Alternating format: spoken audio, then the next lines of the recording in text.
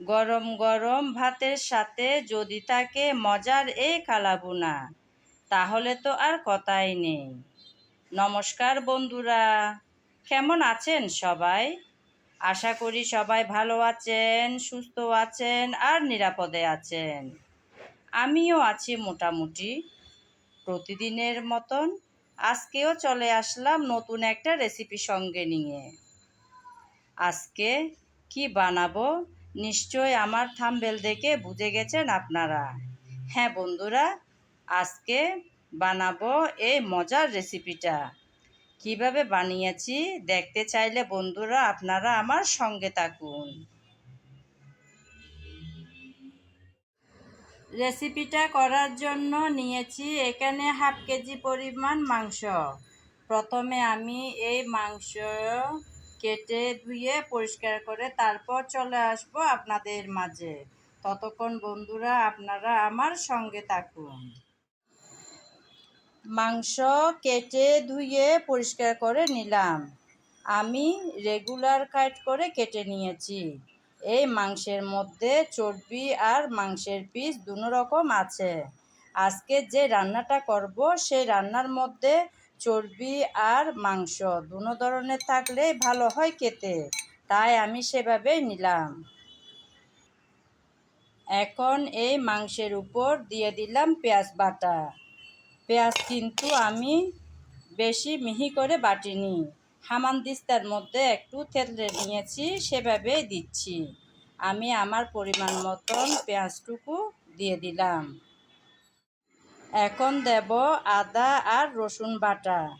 আমি আদা আর রসুন একসাথেই বেটে রাখি, তাই ওখান থেকে দিয়ে দিলাম 2 চামচ পরিমাণ। এখন দেব একটা টমেটো কেটে রেখেছিলাম সেটা। এখন দেব মরিচ। ঝালটা আপনারা যেরকম খাবেন সেরকম দেবেন, তবে আজকে আমি যে রেসিপিটা বানাচ্ছি সেটা একটু ঝাল ঝাল হলে ভালো লাগে খেতে, তাই আমি আমার পরিমাণ মতন মরিচটা দিলাম। এখন দিয়েছি হলুদ, তারপর জিরা, ধনিয়া, গরম মশলা সব একসাথে গুঁড়ো করা পাউডার, তারপর স্বাদ মতন লবণ, যেটা ছাড়া রান্না একদম অসম্পূর্ণ। এখন দিচ্ছি সামান্য পরিমাণ অর্থাৎ 1 চামচ পরিমাণ সাদা তেল।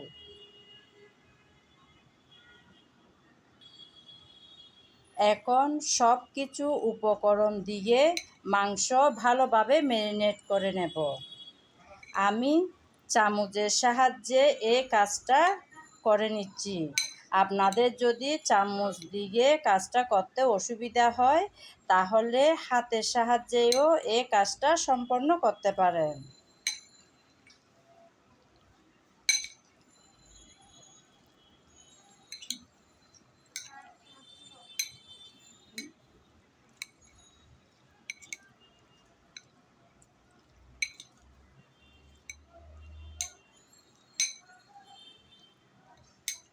নেড়ে চেড়ে আমি ভালোভাবে মিশিয়ে নিলাম। এখন 10 থেকে 15 মিনিটের জন্য রেখে দেব। আপনাদের হাতের কাছে যদি সময় না থাকে তাহলে সঙ্গে সঙ্গেও বসিয়ে দিতে পারেন রান্নাতে। যদি সময় থাকে 10-15 মিনিট রেখে দিলে রান্নাটা খেতে দারুণ হবে, তাই আমি 10 থেকে 15 মিনিটের জন্য রেখে দিলাম। ফিরে আসবো 10-15 মিনিট পর। চলে আসলাম বন্ধুরা 10 থেকে 15 মিনিট পর। আমি আবারও একটু চামচটা দিয়ে নেড়েচেড়ে মিশিয়ে নিচ্ছি। আমি এখন রান্নায় চলে যাব। আপনাদের হাতে যদি সময় থাকে আর একটু বেশিও রাখতে পারেন। চলুন বন্ধুরা, এবার চলে যাওয়া যাক রান্নায়। রান্নাটা বসানোর জন্য চুলায় একটা প্যান বসিয়ে তাতে কিছুটা পরিমাণ তেল দিলাম। তেল হালকা গরম হয়ে আসার পর দিয়ে দিয়েছি একটা তেজপাতা মাঝখানে চিড়ে।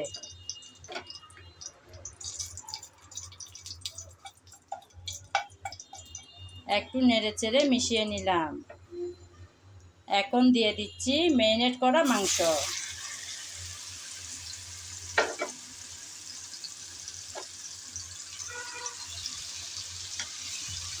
মাংসগুলো দিয়ে নেড়েচেড়ে ভালোভাবে একটু কষিয়ে নেব।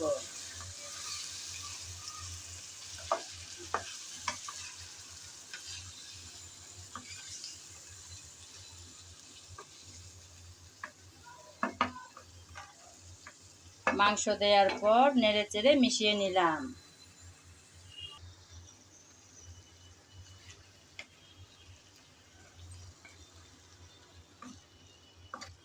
আবারও আসলাম বন্ধুরা নেড়েচেড়ে মিশিয়ে নেব বলে।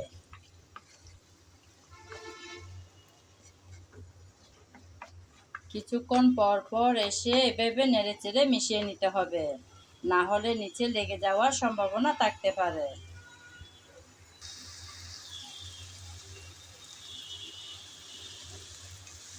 নেড়েচেড়ে 5 থেকে 6 মিনিটের মতন আমি ভালোভাবে কষিয়ে নিয়েছি।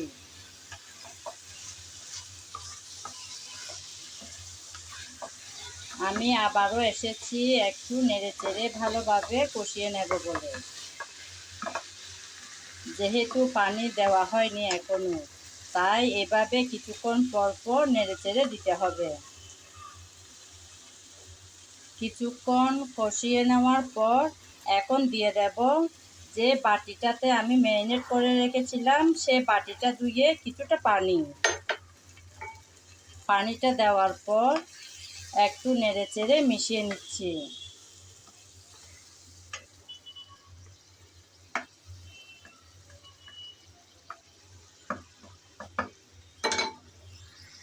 এখন কিছুক্ষণ রান্না করে নেব।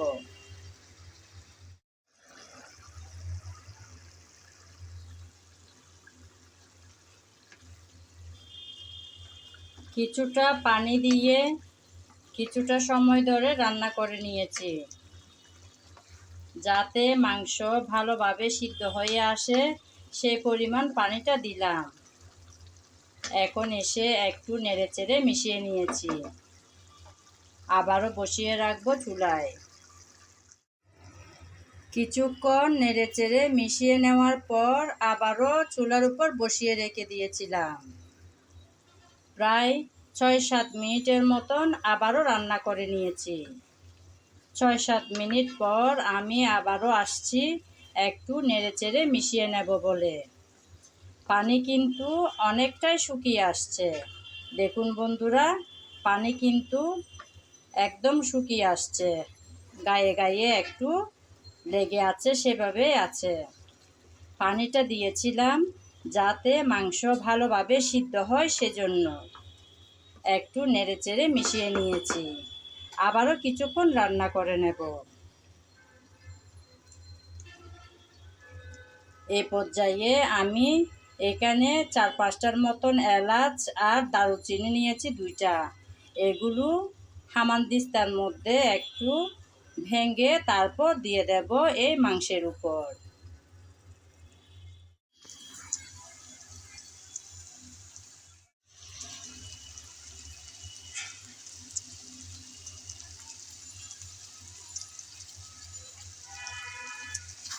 আবারও কিছুক্ষণ রান্না করে নিলাম।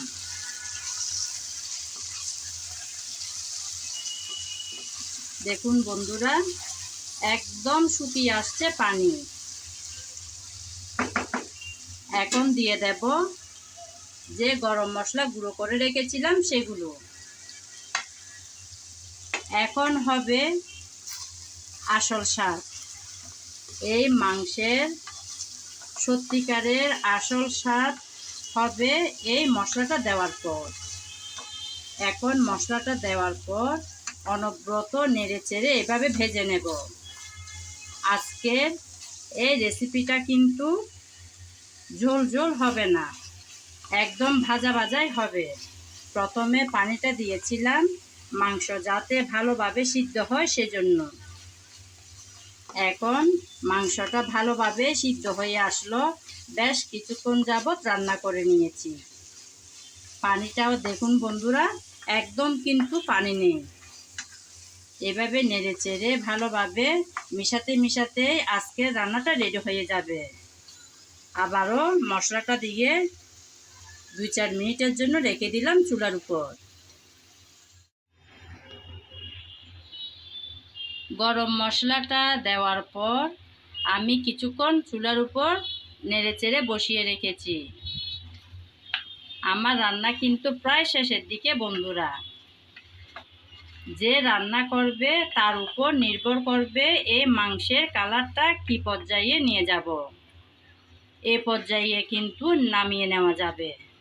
আপনারা যদি চান একটু কালাভুনার মতন করবেন তাও করে নিতে পারেন, আরও 10 থেকে 15 মিনিট নেড়েচেড়ে ভেজে। আমিও একটু নেড়েচেড়ে যাতে আর একটু কালার আসে সেজন্য মিশিয়ে নিচ্ছি।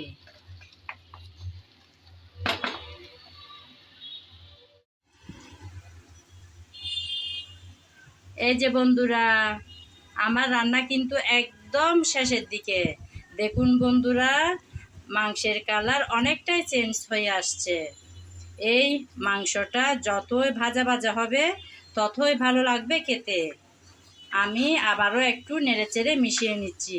দেখুন বন্ধুরা, তলানিতে একটুও পানি নেই, একদম ভাজা ভাজা করে নিলাম। যত বেশিক্ষণ করে চুলায় রেখে এভাবে ভাজা ভাজা করে নেওয়া যাবে, রান্নাটা দারুণ হবে খেতে। আমার রান্না কিন্তু একদম রেডি হয়ে গেল। এতক্ষণ যাবৎ যারা আমার সঙ্গে ছিলেন, আমার ভিডিও জুড়ে ছিলেন, তাদেরকে জানাই অসংখ্য অসংখ্য ভালোবাসা। আগামী ভিডিও দেখার আমন্ত্রণ জানিয়ে আজ এখানেই বিদায় নিলাম। সবাই ভালো থাকবেন, সুস্থ থাকবেন আর নিরাপদে থাকবেন। গরম গরম ভাত আর যদি থাকে এরকম কালাভুনা, তাহলে তো ভাতের প্লেট নিমিষেই শেষ হয়ে যাবে। চুলাটা বন্ধ করে দেওয়ার পর দেখুন বন্ধুরা কি সুন্দর লোভনীয় দেখাচ্ছে।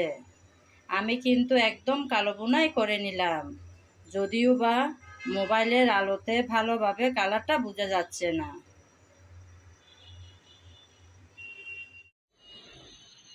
রেডি হয়ে যাওয়া মজাদার রেসিপিটা আপনাদেরকে পরিবেশন করে দেখালাম বন্ধুরা। দেখুন বন্ধুরা, দেখতে কতই না লোভনীয় দেখাচ্ছে।